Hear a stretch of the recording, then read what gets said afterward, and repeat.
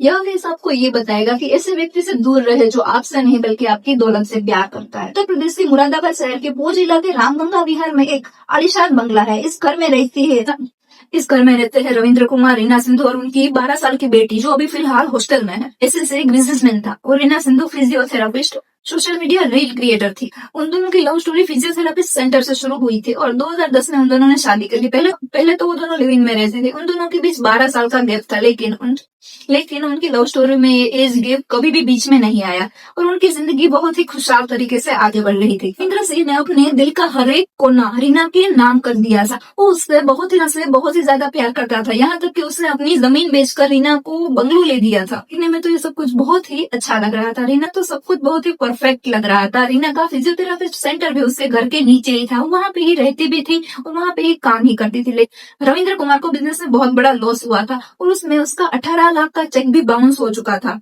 कहीं पे जाके छुप जाता है, लेकिन एक दिन वो रीना को कॉल करके ऐसा बोलता है कि तुम मुझे ढूंढने की कोशिश मत करना, मैं बहुत ही दूर जा चुका। लेकिन 5 जून 2025 को उत्तराखंड के एक इलाके में झाड़ियों के बीच बहुत ही तेज बदबू आ रही थी और वहां से राहगीर जो गुजर रहे थे उन्होंने उस बदबू को सूंघने की कोशिश की और वहां पे झाड़ियों में जाके देखा तो एक लाश पड़ी हुई थी। उन्होंने पुलिस को इन्फॉर्म किया। पुलिस आई और उन्होंने पूछताछ शुरू की।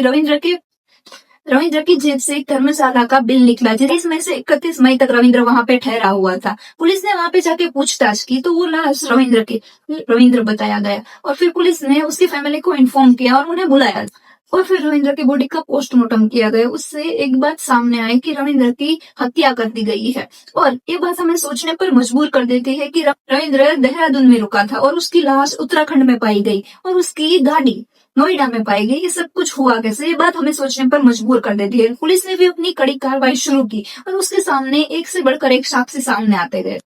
सीसीटीवी फुटेज को चेक किया गया। उसमें से एक सफेद रंग की एसयूवी सामने आई जिसमें एक आदमी ड्राइव कर रहा है और उसके बगल में रीना बैठी हुई है। पुलिस ने रीना से पूछताछ की कि ये क्या है तो रीना ने बताया कि उसको रविंद्र ने कॉल किया था, उसे बताया था कि गाड़ी यहाँ पे पार्क है, तुम वहां से ले जाओ।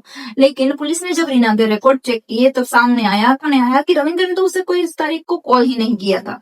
रीना ने बताया कि रविंद्र ने उसे कॉल करके बताया था कि गाड़ी यहाँ पे पार्क है, तुम वहां से ले जाओ। लेकिन फिर पुलिस ने रीना के कॉल रिकॉर्ड्स चेक की और उसमें सामने आया कि रीना ने एक नंबर को बार बार कॉल किया है और रविंद्र का उस तारीख को कोई कॉल ही नहीं है। वो और कोई नहीं, रीना के सेंटर पे ही आता हुआ एक पेशेंट था जिसका नाम पारितोष था और उसकी उम्र 33 थी। कर्ज में डूब रहा था, इसलिए उसने रीना को बोला कि तुम ये बंगला बेच दो और इससे हम सारा कर्ज चुका देंगे। लेकिन रीना को अपनी लग्जरियस लाइफ की आदत हो चुकी थी। वो ये बंगला बेचना नहीं चाहती थी, वो चाहती थी कि वो बंगला इसके पास रहे। पारितोष को अपना मुंह बोला भाई